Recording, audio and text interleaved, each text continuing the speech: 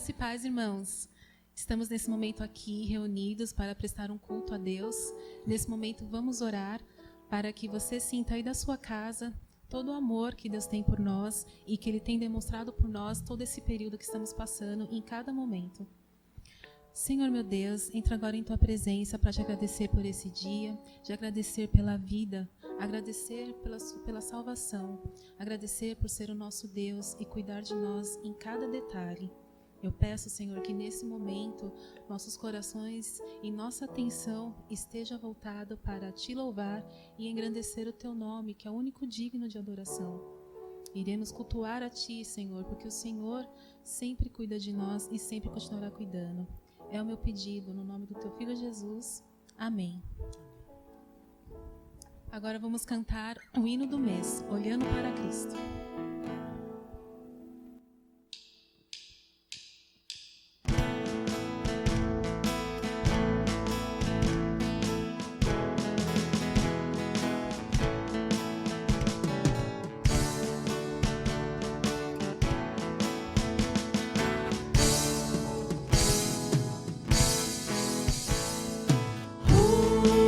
Forte contundente a guerra do pecado, mas os seus candores não podem afligir.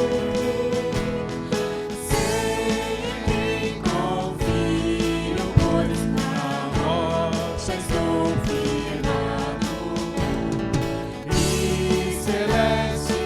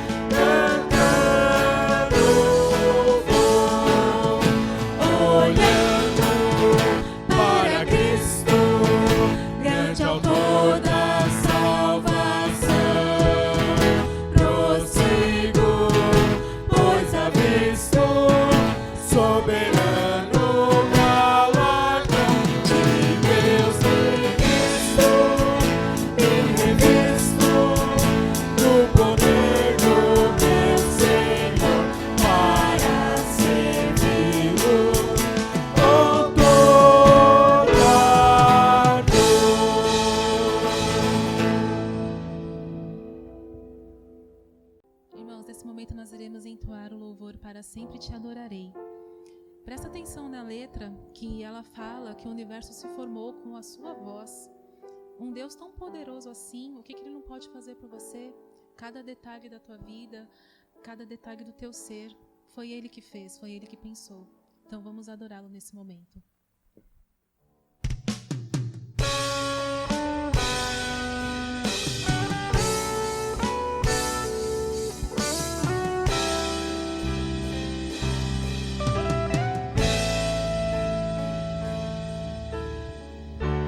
Rei dos reis, aqui estou. Rendo a ti o meu louvor e adoração, pois tu és Deus, acima dos céus, acima de nós.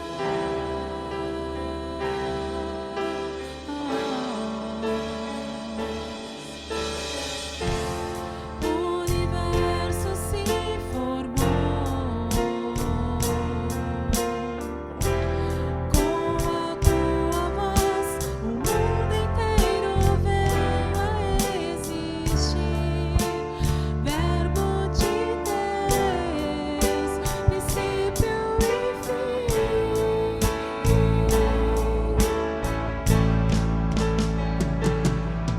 E eu te louvarei, Senhor, levantando a ti minhas mãos, com canções de amor te exaltarei, ministrando com meu coração. Para sempre te adorarei, para sempre te adorarei.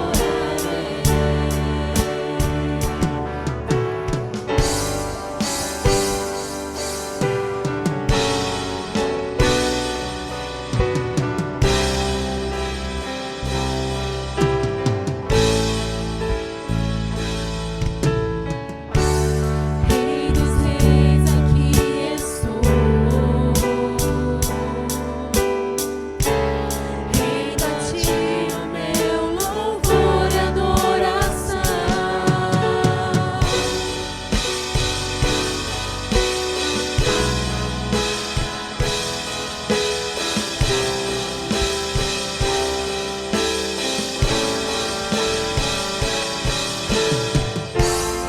O universo se formou com a tua voz, o mundo inteiro veio a existir. Verbo de Deus, princípio e fim.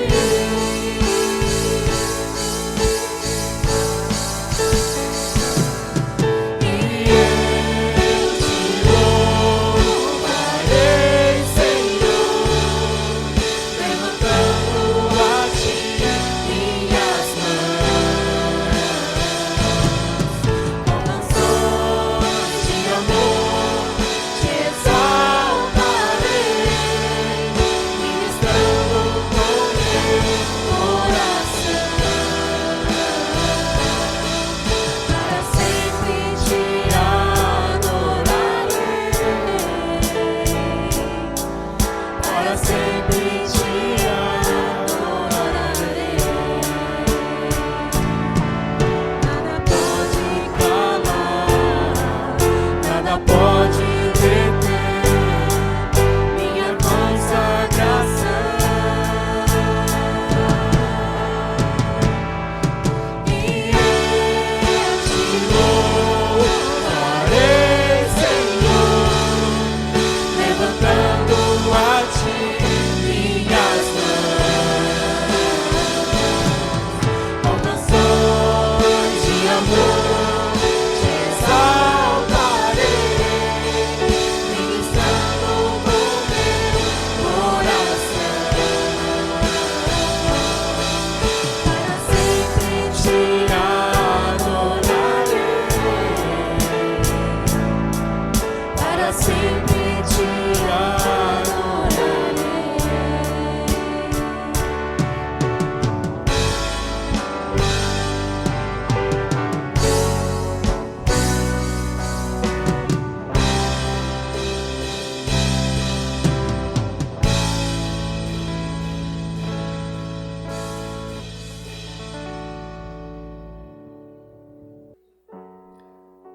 nosso Deus, Ele merece que o adoremos de coração, de alma, com todo o nosso ser e com toda a nossa alegria, nossa espontaneidade.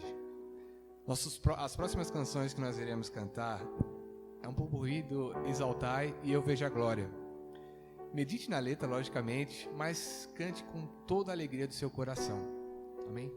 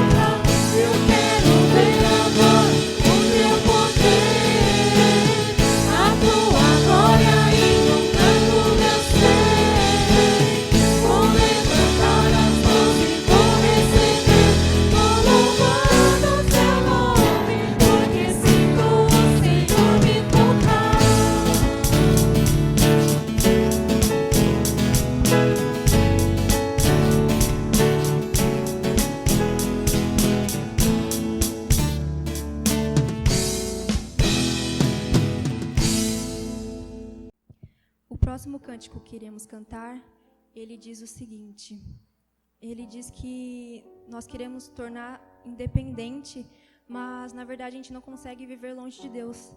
A gente precisa buscar Ele sempre, porque Ele tem o melhor para nossas vidas.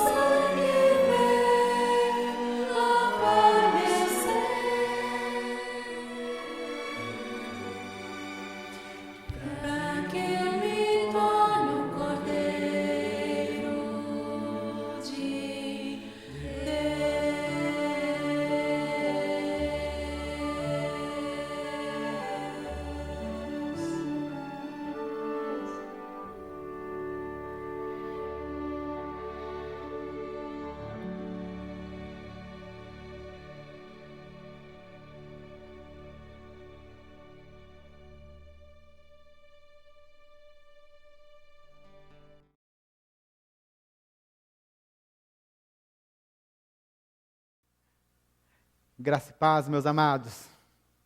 Estamos chegando mais uma vez no momento da nossa mensagem. E gostaria, mais uma vez, sempre de lembrar que nós estamos com muita saudade de cada um de vocês. Estamos ansiosos para que essa pandemia passe logo, para que nós possamos estar juntos louvando a Deus. Isso vai ser um grande momento de celebração.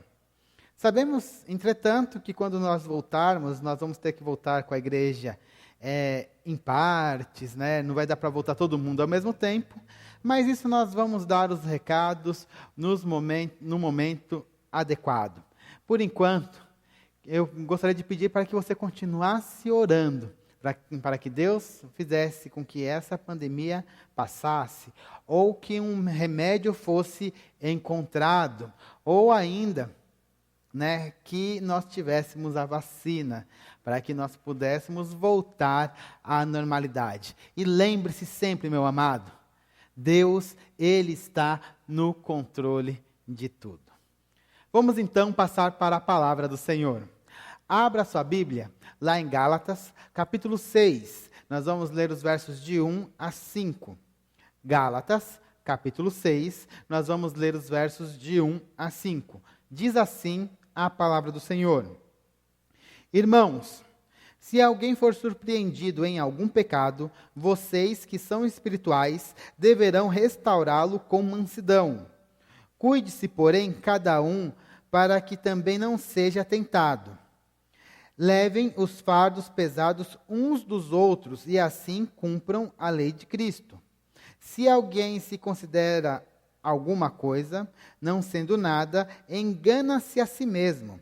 Cada um examine os seus próprios atos, e então poderá orgulhar-se de si mesmo, sem se comparar com ninguém, pois cada um deverá levar a própria carga. Vamos orar. Baixe a sua cabeça, vamos orar juntos. Pai, em nome do Senhor Jesus, nós pedimos, Pai, para que o Senhor esteja falando conosco através dessa mensagem. Nós queremos, Deus, aprender um pouco mais dos motivos pelos quais nós devemos ser pessoas cheias do Espírito Santo de Deus. Pai, que essa palavra seja transformadora nas nossas vidas, que ela abra as nossas visões, que ela escancare a batalha que nós vivemos todos os dias, da carne contra o Espírito, e que nós possamos deixar que o Espírito, Pai, tome conta do nosso ser, para que nós possamos viver vencer essa batalha tão complicada. Deus, em nome do Senhor Jesus, fale conosco. É o que nós te pedimos, em nome do Senhor Jesus. Amém. Amados, a carne milita contra o espírito. Esta é a grande batalha que vai nos acompanhar até o final dos nossos dias. Não existe de maneira nenhuma vida santificada que tenha eliminado como um todo a batalha contra a carne. Ou seja, nós vamos estar batalhando sempre contra essa nossa natureza que tende ao pecado, natureza que quer ficar no pecado, uma natureza que se opõe a Deus e tudo que Ele representa. Mesmo nós, que já temos o Espírito Santo, temos essa batalha acontecendo todos os dias. E nós já falamos no culto passado, se você não assistiu, pode assistir lá no nosso canal. Nós já falamos sobre por que nós devemos nos encher do Espírito Santo. Quais são os motivos? E no último culto que nós vimos que nós devemos nos encher do Espírito Santo para que o amor de Deus flua através de nós e se materialize em serviço ao nosso próximo. E também nós devemos nos encher do Espírito Santo para não dar espaço para as obras da carne e para que o fruto do Espírito se manifeste em nós, resultando em uma vida santificada. Agora, nós vamos ver mais alguns motivos pelos quais nós devemos nos encher do Espírito Santo de Deus. E o interessante, irmãos, a ideia, a princípio, era terminar a mensagem neste culto. Mas eu vi que o assunto era tão rico, e ao invés de deixar uma mensagem muito longa, resolvi quebrar mais uma vez aqui a mensagem, e nós vamos ter uma terceira parte desta mensagem no próximo domingo. Então, essa aqui vai ser a segunda mensagem da série que nós vamos terminar na semana que vem. Então, acompanhe aí toda a série, se for necessário, reassista os vídeos, porque é importante. Nós estamos em um tempo de muitas batalhas. Nós estamos em um momento extremamente difícil para a humanidade. E somente consegue enfrentar tudo isso que nós estamos vivendo aquele que é cheio do Espírito Santo. Por isso nós devemos nos encher do Espírito Santo. Mas o tema, nós vamos seguir, como tema nós vamos seguir aquilo que Paulo já disse aos Gálatas. E vamos continuar vendo ali a partir do capítulo 6. Por que nós devemos nos encher do Espírito Santo? Em primeiro lugar, nós devemos nos encher do Espírito Santo para tratar os pecadores com amor e mansidão. Vou repetir. Nós devemos nos encher do Espírito Santo para tratar aqueles irmãos que são pegos em pecado com amor e mansidão. Olha só o que Paulo diz aqui em Gálatas, capítulo 6, no verso 1. Irmãos, se alguém for surpreendido em algum pecado, vocês que são espirituais deverão restaurá-lo com mansidão. Cuide-se, porém, cada um para que também não seja tentado. Neste trecho, meus amados, Paulo chama os irmãos que são espirituais. Quem são esses que são espirituais? São justamente aqueles que se enchem do Espírito Santo. E aí sempre vem a questão, como que nós podemos nos encher do Espírito Santo? Como que isso pode acontecer? Isso, irmãos, não há uma fórmula exata como que você vai fazer isso, mas, de uma certa maneira, quando você ora, abre mão das suas vontades, se enche da palavra de Deus, né? Jejua, busca Deus com humildade, entendendo que você é um pecador, você está abrindo espaço para que você se encha do Espírito Santo de Deus. Mas como eu falei, não há uma fórmula matemática, faça isso, vai dar tudo certo. Porque o Espírito Santo ainda, ele é soberano, ele faz exatamente aquilo que ele quer, ele não é submisso às nossas vontades, mas sim o Espírito Santo, ele é Deus, e é ele que nos enche, e inclusive, ele pode até derramar dos seus dons sobre nós, de acordo com o que ele achar melhor. Então nós devemos ter isso em mente, mas quando nós buscamos uma vida piedosa, em geral, nós estamos deixando espaço para que nós possamos nos encher do Espírito Santo. E aí Paulo, ele chama esses irmãos que são espirituais. Aqueles que se deixam levar, estão cheios do Espírito Santo, para que eles cuidem daqueles que são pecadores. Qual que é o contexto que nós temos aqui na igreja de Gálatas? Essa igreja era uma igreja que estava com muita confusão. Nós, pelo contexto, pelo que Paulo escreveu ali, nós vamos perceber que a igreja tinha brigas, tinham falsos ensinos. Paulo escreve para essa igreja de uma forma bem ríspida, direta, né, mostrando que ele estava indignado com aquilo que estava acontecendo naquela igreja. E aquilo tudo mostrava a carnalidade daquela igreja. E Paulo ele já tinha até falado lá em Gálatas capítulo 5, versículo 15, que a igreja era uma igreja que tinha muito atrito, né, muitas brigas, né? Diz assim lá no capítulo 5, versículo 15: mas se vocês se mordem e se devoram uns aos outros, cuidado para não se destruírem mutuamente. Então era uma igreja que tinha bastante atrito, bastante briga. E Paulo ele complementa lá no capítulo 5 também, no verso 19, dizendo que as brigas são manifestações das obras da carne. Olha só o que diz lá o versículo 20, né? Ele lista entre as obras da carne: ódio, discórdia, ciúmes, ira, egoísmo, dissensões, facções e invejas. Isso aí são características das obras da carne.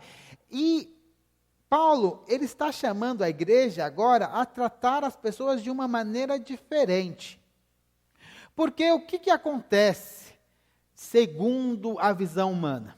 Se você tem um irmão na igreja, e esse irmão, ele vem e peca, a tendência é, opa, não, esse camarada aqui, tem que colocar ele de lado. Ele não serve para andar conosco, porque ele é um pecador. Né, muito centrado naquela ideia da separação que já vinha lá do Antigo Testamento, estava muito calcado nessa ideia. Mas Paulo ele fala de uma coisa diferente.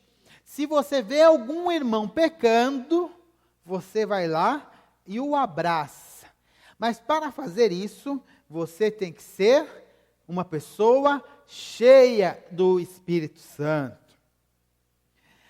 A igreja, ela tem que ter como um princípio de vida e de cuidado, cuidar daqueles irmãos que estão em pecado. A igreja não pode ser um lugar de segregação. Os puros, os santos e os pecadores. Os iluminados e aqueles que estão andando em trevas. Não. A igreja, ela tem que ser um lugar de acolhimento, de cuidado das pessoas. Essa tem que ser a maior marca da igreja. Igrejas que buscam ser extremamente santas, na realidade estão caindo num legalismo extremo. E isso é muito triste, porque a gente vê isso acontecendo várias vezes dentro do seio da igreja. E quando eu olho essa situação de cuidar de um pecador, a primeira imagem que me vem à mente, ela me veio inclusive enquanto eu estava escrevendo essa mensagem, foi daquela mulher que foi pega lá em adultério e foi levada até Jesus, isso está descrito lá no Evangelho de João, capítulo 8. Pode abrir a sua Bíblia aí, no Evangelho de João, capítulo 8, que diz assim: Jesus, porém, foi para o Monte das Oliveiras. Ao amanhecer, ele apareceu novamente no templo, onde todo o povo se reuniu ao seu redor, e ele se assentou para ensiná-lo.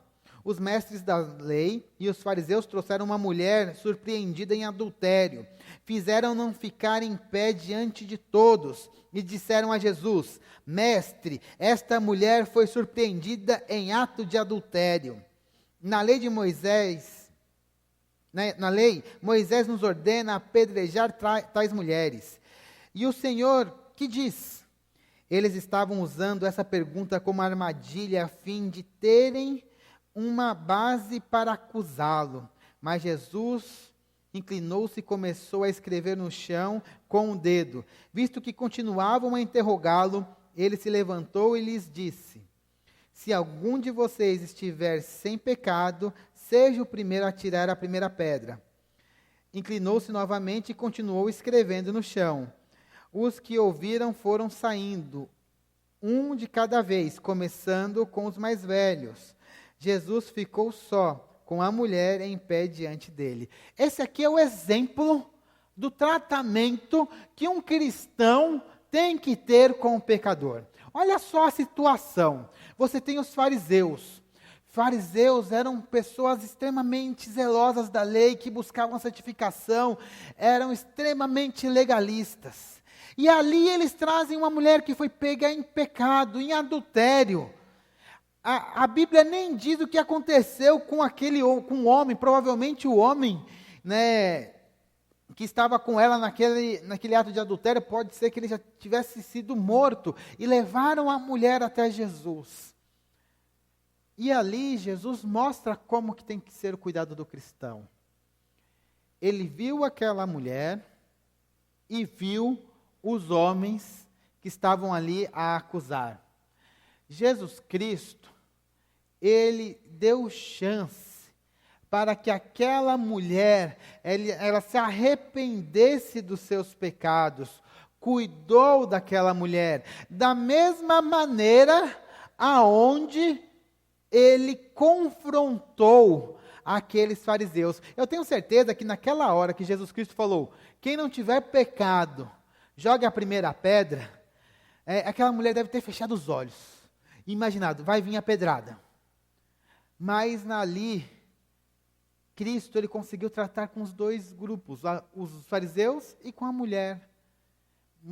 A mulher se arrepende do seu pecado, e os fariseus também são levados a uma reflexão daquilo que eles estavam fazendo.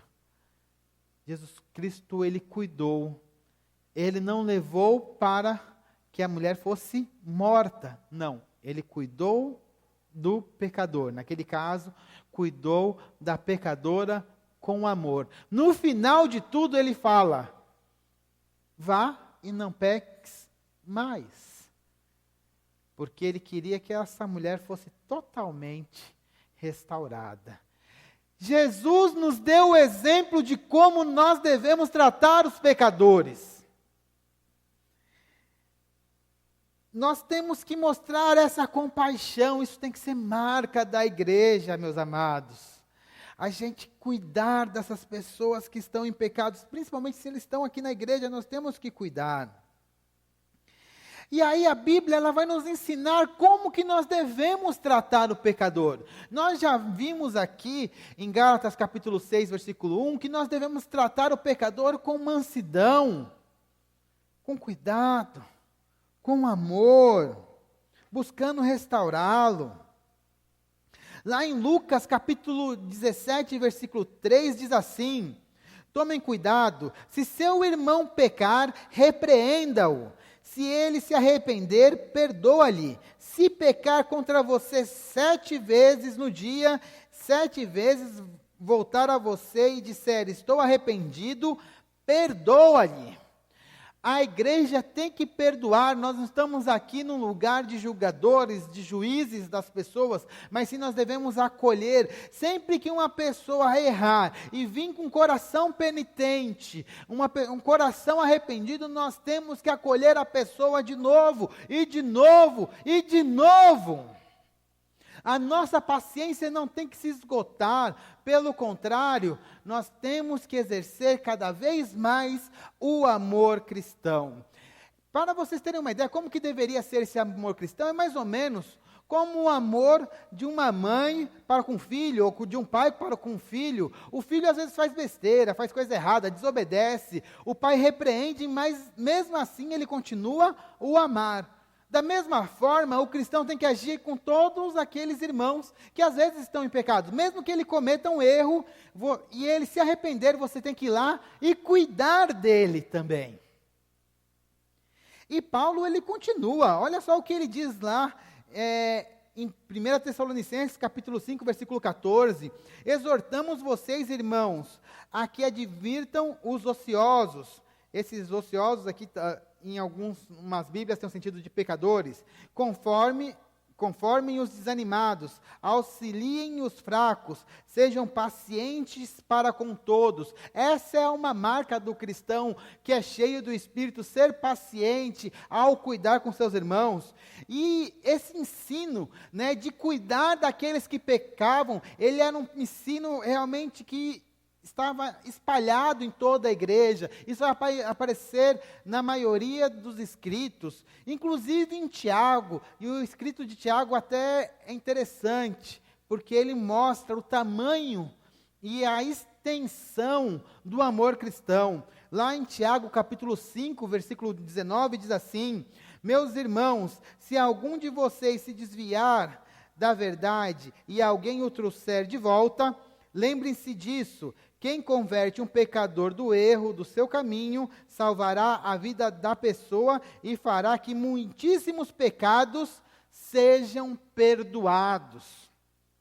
Nós devemos ser instrumentos de bênção para que a pessoa possa ter os seus pecados perdoados. Por isso, amados, é importante que a gente tenha essa paciência, essa mansidão ao cuidar das pessoas. Infelizmente, na minha vida cristã, eu já vi coisas terríveis, né, na igreja. Por exemplo, um casal, né, de namorados, né, acaba fazendo sexo antes do casamento e depois a menina fica grávida. Já vi situações onde que a igreja se juntava para colocar a menina e o rapaz lá de disciplina, porque era necessário que eles sofressem ali a disciplina, de uma maneira de expor aquilo que estava acontecendo. Toda vez que quando eu vi uma situação como essa, realmente me deixou bastante triste, porque a gente às vezes vê outras pessoas cometendo até pecados piores, e a igreja não trata da mesma maneira. Isso também é um tipo de legalismo. Nós devemos tratar com amor.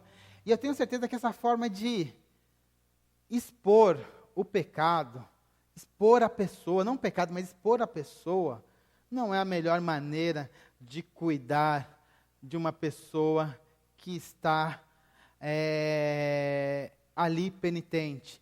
E o que a gente tem que lembrar é o seguinte: se a pessoa se arrependeu, acabou, você perdoa e resolvido o assunto. A gente não precisa ficar dando castigo, como foi nessa situação que eu acabei de descrever. Não pode participar da ceia, não pode estar na comunhão com os irmãos. Quem é você, meu irmão? Você, por acaso, é Deus para saber o que se passa na cabeça de uma pessoa, se essa pessoa se converteu ou não? De maneira nenhuma, nós não estamos aqui para julgar as pessoas nesse sentido. Nós estamos aqui para ajudar as pessoas. Uma igreja que cai para esse caminho, isso é um caminho muito comum pelas igrejas. Na realidade, está caindo por um caminho de legalismo. Legalismo. E, realmente, não tem nada mais longe do amor cristão do que o legalismo. É só olhar para os fariseus. Eles buscavam a santidade, mas, na realidade, eles tinham uma vida legalista.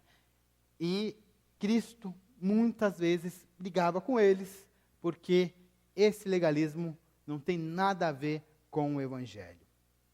Mas a Bíblia também nos ensina como tratar com o irmão quando ele não se arrepende, porque muitas vezes você fala com o irmão, busca o irmão, mas ele não se arrepende. O que você faz nessa situação? Porque uma coisa é você lidar com aquele que se arrepende. Ótimo, é mais fácil. Uma vez que ele se arrependeu, perdoa-lhe e ótimo, vida que segue, vai cuidando da pessoa. E se ela não se arrepende? A Bíblia também nos ensina como tratar isso. Olha só o que diz lá em Mateus capítulo 18, quem nos ensinou isso, inclusive, foi o próprio Senhor Jesus Cristo. Mateus capítulo 18, versículo 15. Se o seu irmão pecar contra você, vá a sós com ele, mostre-lhe o erro. Se ele o ouvir, você ganhou o seu irmão. Mas se ele não o ouvir, leve consigo mais um ou dois outros, de modo que qualquer acusação seja confirmada pelo depoimento de duas ou três testemunhas. Se ele se recusar a ouvi-los, conte à igreja. E se ele recusar a ouvir também a igreja, trate-o como pagão ou publicano. Sabe o que eu entendo desse texto, nesse contexto? É que nós devemos insistir com os irmãos. Se você viu um irmão que ele pecou, insista. Tente buscá-lo, ore por ele, tente fazer com que ele volte. Tenta você, tenta mais um irmão, tenta a igreja toda.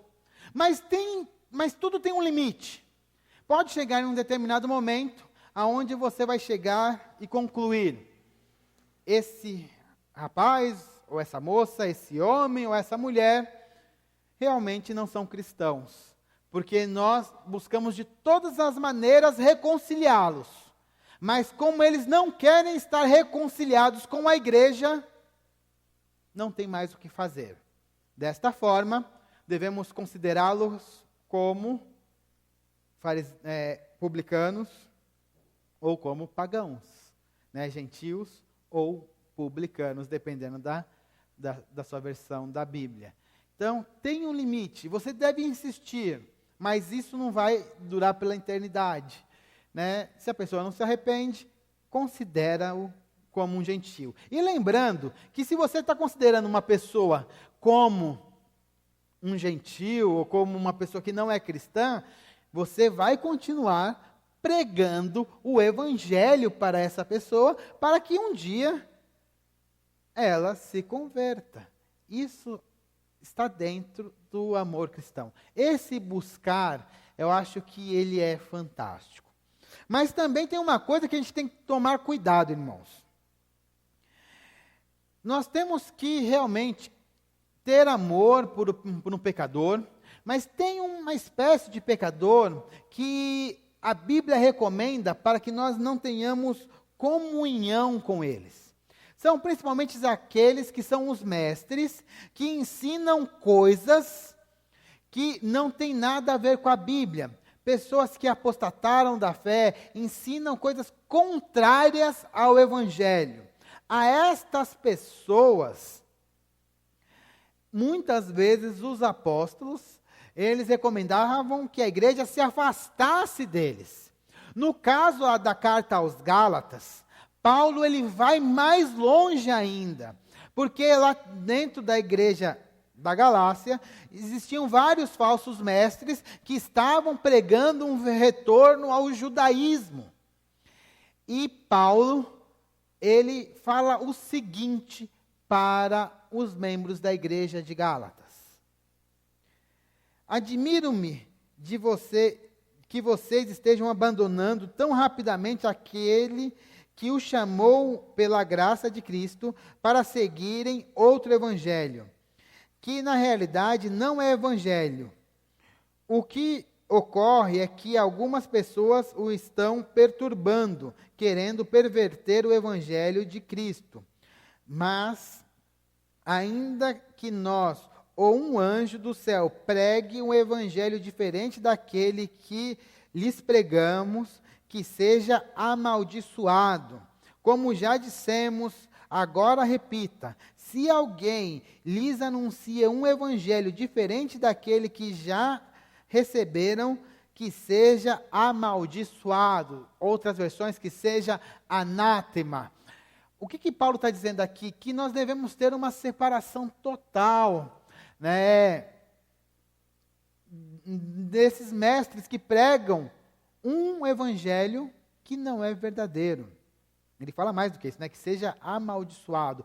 Porque esse tipo de pecado, ele vem pecar contra a igreja, contra o evangelho. São pessoas apóstatas que estão pregando outras coisas que buscam desviar as pessoas. Para essas pessoas, nós temos que tomar cuidado, não ter comunhão com elas, se possível, nos afastar delas. Esse tipo de pecador, ele é um pecador muito perigoso. Por isso, essas recomendações da Bíblia. Mas quanto aos outros, nós devemos tratar com muito amor e com muita paciência. Aplicando este ponto, o que nós temos que lembrar? Se nós estamos cheios do Espírito, nós temos que tratar o pecador com mansidão, com amor, cuidar dele, insistir. E dentro dessa sabedoria trazida pelo Espírito, também nós temos que lembrar que se temos algumas pessoas que vieram para perverter o Evangelho, para esse sim não tem jeito. Nós temos que nos afastar dele. Isso aí é a atitude mais sábia de um cristão espiritual. Vamos continuar. Por que nós devemos nos encher do Evangelho? Segunda coisa que Paulo nos ensina, nós nos enchemos do Evangelho, por que nós devemos nos encher do Espírito? Nós devemos nos encher do Espírito para carregar as cargas uns dos outros. Um cristão cheio do Espírito, ele carrega os fardos dos outros irmãos e também carrega as suas cargas. Ele ajuda as outras pessoas e também carrega todos os fardos que estão em cima deles. Olha só o que Paulo diz. Levem os fardos pesados uns dos outros, e assim cumpram a lei de Cristo. Se alguém se considera alguma coisa, não sendo nada, engana-se a si mesmo. Cada um examine os próprios atos, e então poderá orgulhar-se de si mesmo, sem se comparar com ninguém, pois cada um deverá levar a sua própria carga. Uma coisa que nós aprendemos com Cristo, e com Paulo aqui, é o levar as cargas uns dos outros. Temos aqui a questão dos pecados, que nós devemos suportar, mas também vemos pessoas que têm algumas cargas que nós podemos estar ajudando, auxiliando, caminhando junto. Quando eu lembro de carregar carga, eu sempre me vem aquela imagem de Cristo caminhando para a cruz do Calvário. O açoite que Cristo recebeu antes de ir para o Calvário foi um açoite muito pesado. Cristo quase não estava conseguindo caminhar. E ali ele tinha que carregar a sua cruz. A cruz, provavelmente era a parte de cima da cruz, né, a parte transversal, que era carregada. Aquilo pesava mais ou menos uns 50 quilos. 50 quilos é mais ou menos um saco de cimento, aproximadamente. Um homem normal consegue carregar um saco de cimento. Mas um homem, depois de ter recebido um açoite pesado, que mal consegue andar, não consegue carregar.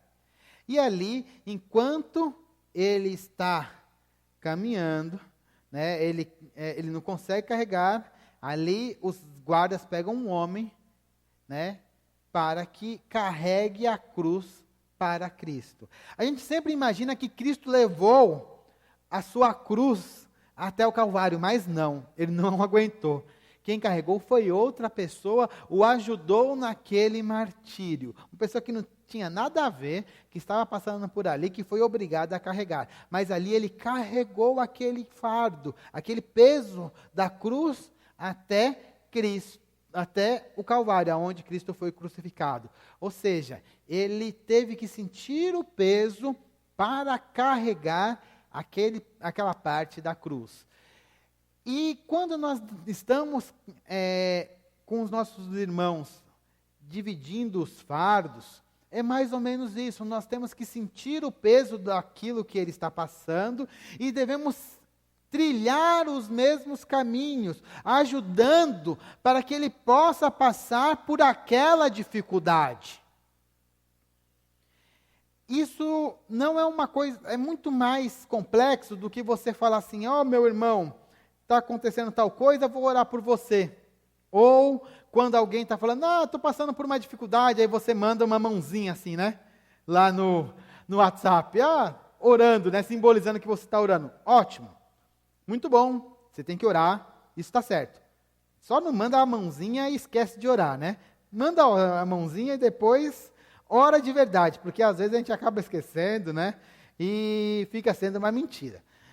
Mas tirando isso, o carregar o fardo um dos outros, ele tem que ser mais do que isso. É se envolver com aquilo que a pessoa está passando e ajudar a pessoa a atravessar aquele problema. Isso é carregar o fardo, né? Os cristãos, eles precisam se envolver uns com os outros, como uma família real. Não cantamos assim, somos corpo e assim bem ajustado, totalmente ligados, unidos, vivendo em amor, uma família, né? Sem qualquer falsidade, assim diz a canção. Sim, beleza, mas isso tem que ser provado na prática. Na prática.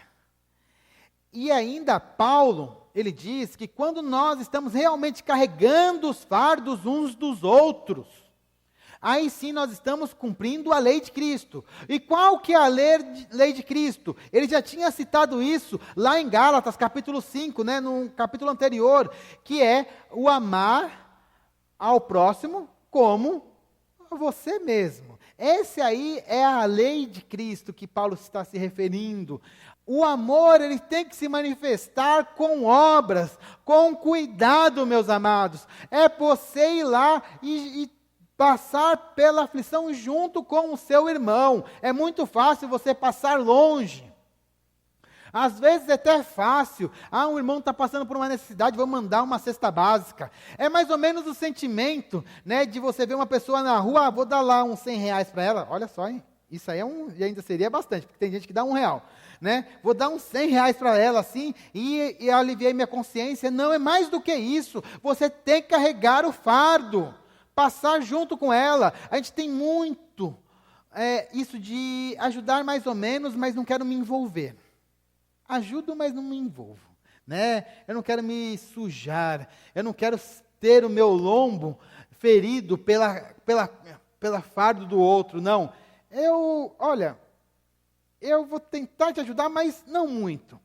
Nós temos que fazer de maneira diferente. Nós temos que nos envolver com a vida do outro irmão. Nós devemos cuidar da vida do outro irmão. E desta maneira, aí sim, nós vamos estar cumprindo a lei de Cristo. Isso aí só faz um irmão que realmente é cheio do Espírito. Porque aquele que não é cheio do Espírito vai fazer alguma coisinha para aliviar a consciência. Mas isso não é amor. Isso é preguiça. Isso aí é até uma certa forma de egoísmo. Mas não é amor. O amor, ele se envolve. O amor, ele carrega os fardos. E o interessante é que aquele que é espiritual, ele não vai só carregar a dos outros, ele também vai continuar e vai aguentar as suas cargas, porque todos nós sabemos que nós temos as nossas lutas, nós temos os nossos problemas, nós temos as nossas cargas para carregar. Então, o negócio é ajudar os outros a participar e continuar carregando as suas. Porque tem coisas que não dá para dividir, tem algumas lutas que são nossas e acabou, não tem jeito. Nós vamos ter que continuar seguindo. Então, nós continuamos com as nossas lutas e ajudamos os outros. Nós continuamos com as nossas lutas, entendemos que nós somos fracos e na nossa fraqueza ajudamos. E se a família de Cristo estiver bem ajustada mesmo, naquilo que você também tiver dificuldade, outra ajuda. Né? Porque somos corpos bem ajustados, né? Aquele, né? Corpo bem ajustado. Se somos totalmente ligados, um terceiro ajuda, um quarto ajuda o terceiro, e assim o corpo vai caminhando, um ajudando o outro naquilo que dá, se envolvendo de verdade, manifestando o amor de Cristo. Isso só acontece numa igreja cheia de pessoas espirituais, cheia de pessoas cheias do Espírito Santo.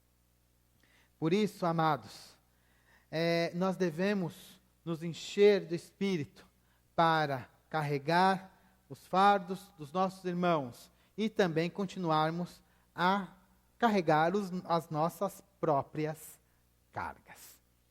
Por fim, o último ponto, nós devemos nos encher do Espírito Santo para não fazer juízos temerários, juízos ruins das outras pessoas. Olha o que Paulo diz: se alguém se considera alguma coisa não sendo nada, engana-se a si mesmo. Cada um examine os próprios atos, e então poderá orgulhar-se de si mesmo, sem comparar com ninguém, pois cada um deverá levar a própria carga. Aqui ele fala do seguinte, que nós, antes de sairmos nos comparando, nós devemos analisar os nossos próprios atos.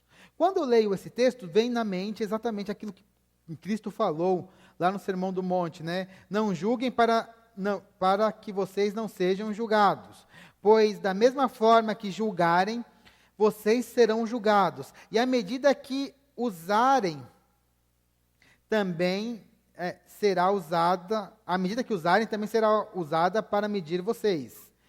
Porque você repara no cisco que está no olho do seu irmão e não dá conta da viga que está em seu próprio olho? Como você pode dizer ao seu irmão, deixa-me tirar o cisco do seu olho, quando há uma viga no seu?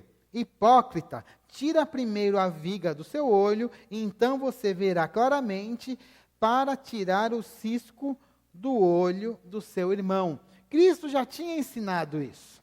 Toma cuidado de você apontar um erro na vida do irmão e você não fazer uma autorreflexão da sua vida.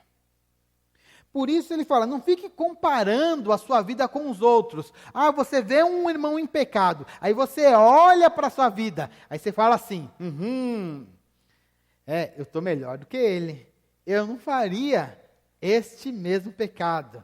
Olha só, aí vem aquele orgulhozinho, né? Olha, eu estou aqui melhor, eu estou um pouquinho mais santificado do que esse irmão.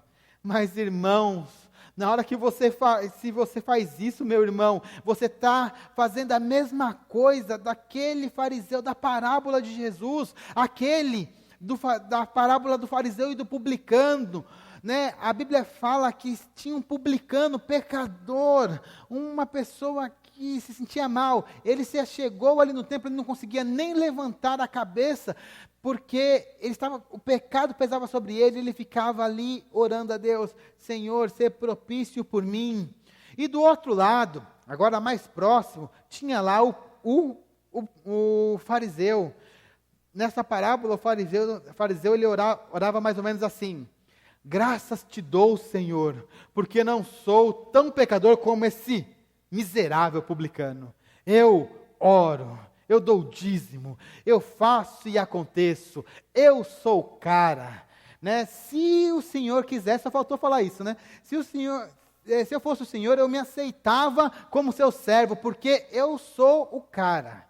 Eu não me acho, eu me tenho certeza, né, que eu sou uma boa pessoa, uma pessoa que te glorifica.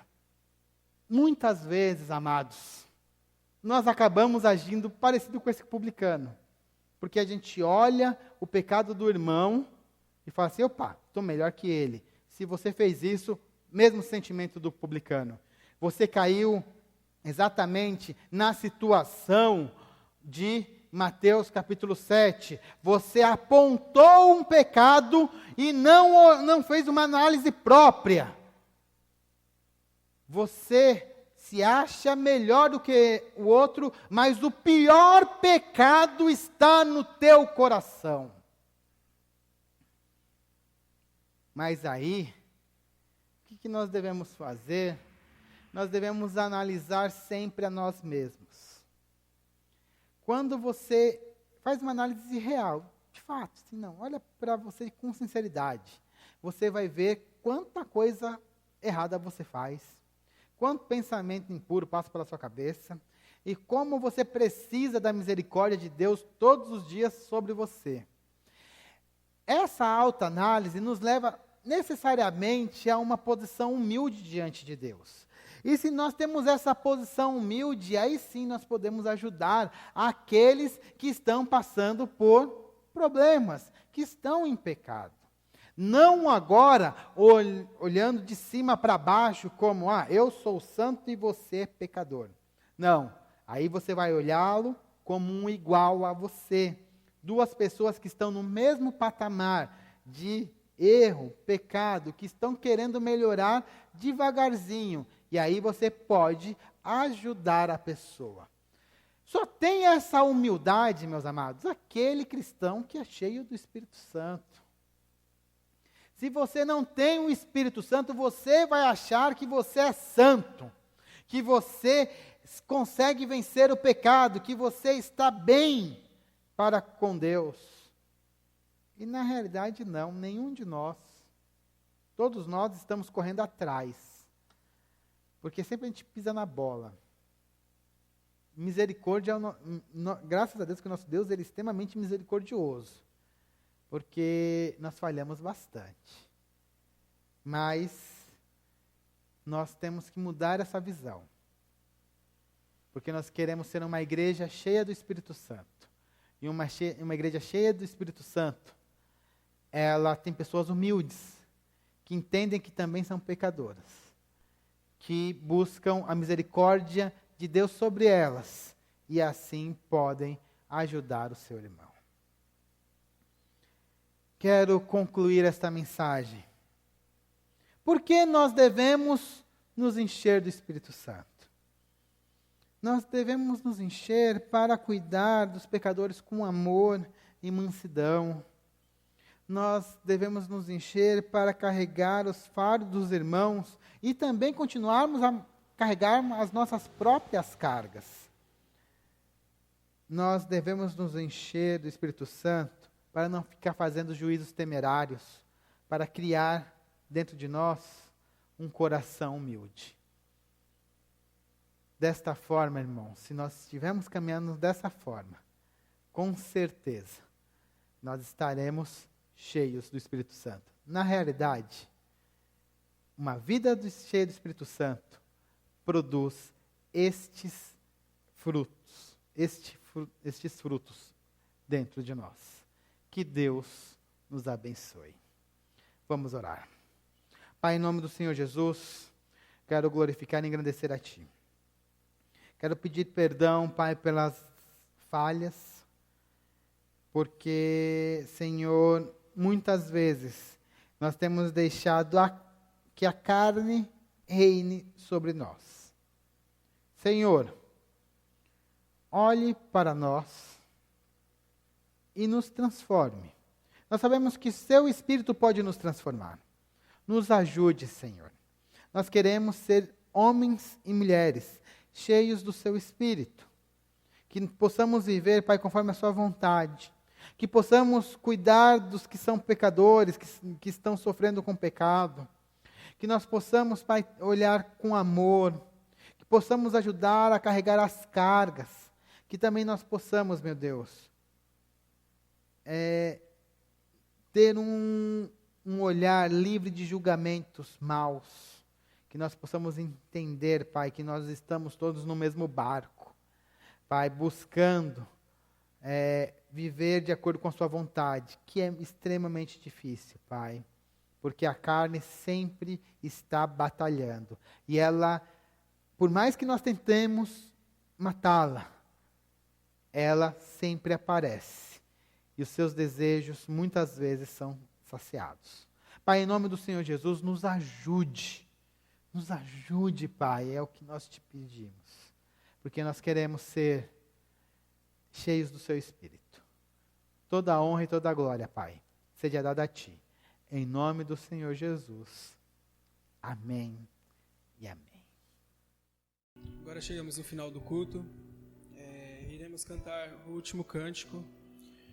Esse cântico, a letra dele fala que devemos ser um, né? Que cada um de nós temos um lugar no coração de Deus. E que possamos louvar esse cântico pensando na letra.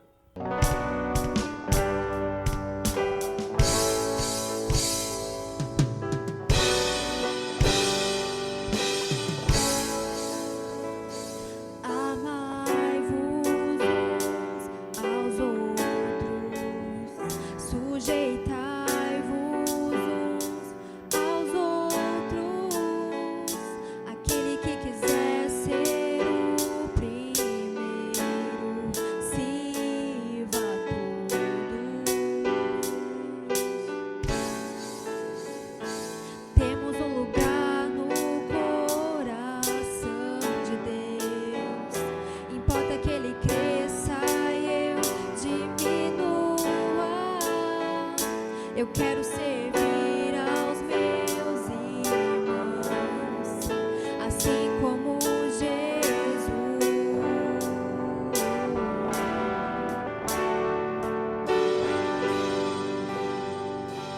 Amai-vos uns aos outros, sujeitai-vos uns aos outros.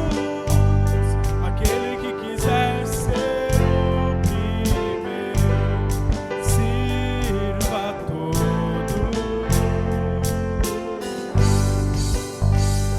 Temos um lugar no coração de Deus.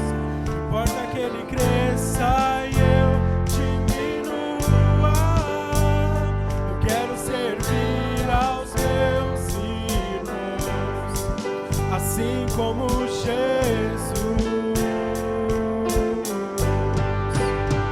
Temos que ser como o Pai em Cristo é. Temos que ser para que o mundo creia que o Pai o enviou. Temos que ser como o Pai em Cristo é. Temos que ser para que o mundo creia que o Pai o enviou. Temos que ser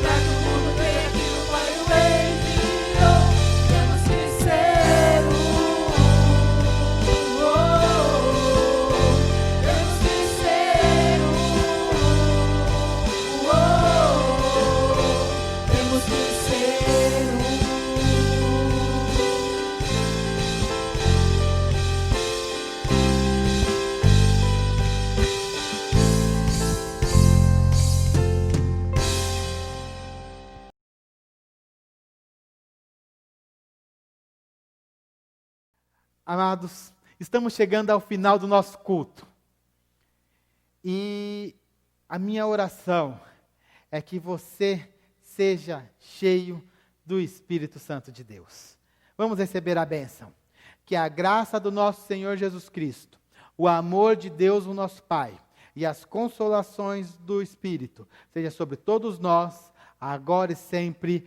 Amém e amém. Tenha uma semana abençoada na presença do nosso Senhor Jesus Cristo.